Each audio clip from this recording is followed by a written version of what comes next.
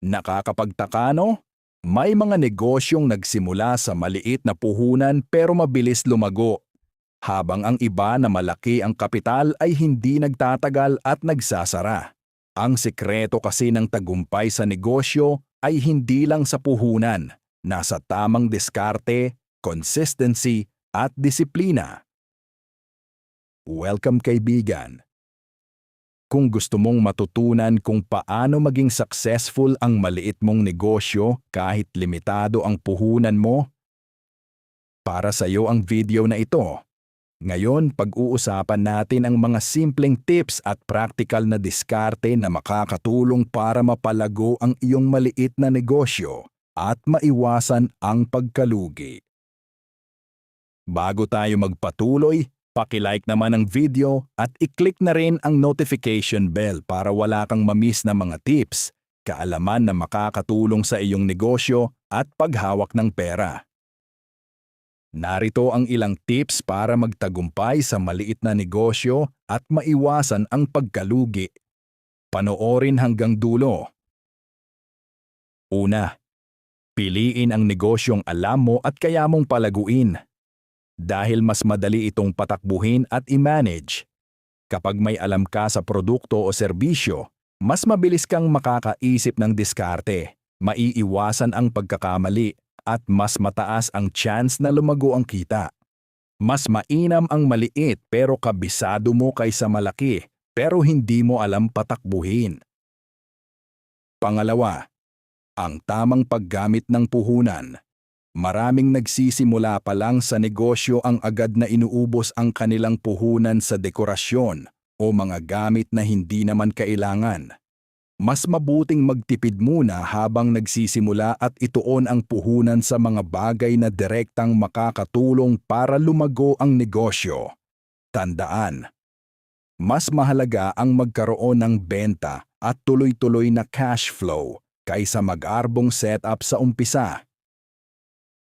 Pangatlo, alamin lahat ng pumapasok at lumalabas na pera sa iyong negosyo.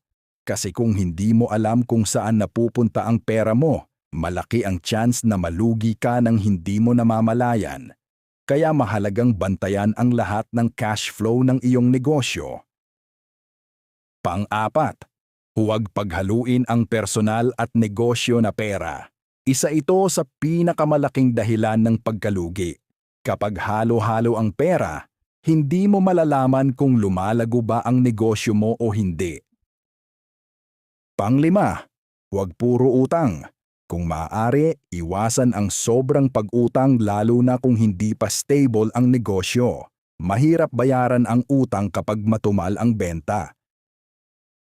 Pang-anim, quality over quantity.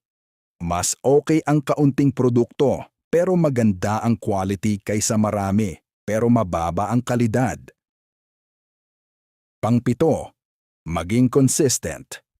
Hindi araw-araw malakas ang kita. Ang sekreto ng successful na negosyo ay consistency at hindi pagsuko agad.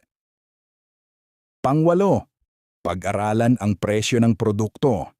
Huwag masyadong mura na wala ka ng tubo at huwag din sobrang mahal na iiwas ang customers. Pangsyam, mag-ipon para sa emergency. May mga araw talaga na mahina ang benta.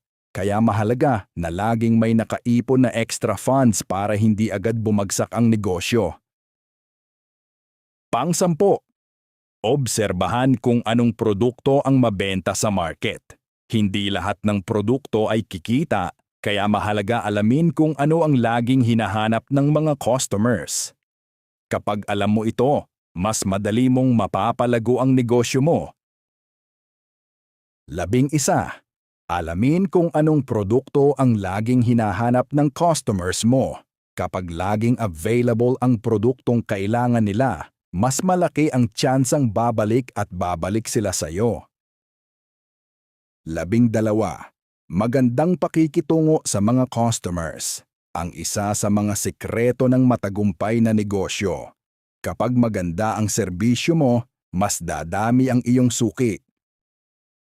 Ang pagiging successful sa maliit na negosyo ay hindi lang nakasalalay sa laki ng puhunan, kundi sa tamang diskarte, sipag at disiplina. Kilalanin ang iyong customers, alamin kung anong produkto ang mabenta, bantayan ang cash flow, at patuloy na pagbutihin ang iyong serbisyo. At tandaan, ang paglago ng negosyo ay hindi nangyayari sa isang magdamag. Sa tamang paghawak at tamang diskarte, mas maiiwasan mo ang pagkalugi at mas malaki ang tsansang makamit ang tagumpay. Kung nakatulong sa iyo ang mga tips na ito, huwag kalimutan i-like ang video at pakipindot na rin ang notification bell para sa mas marami pang tips at kaalaman. Maraming salamat sa panonood. Ingat kayo palagi.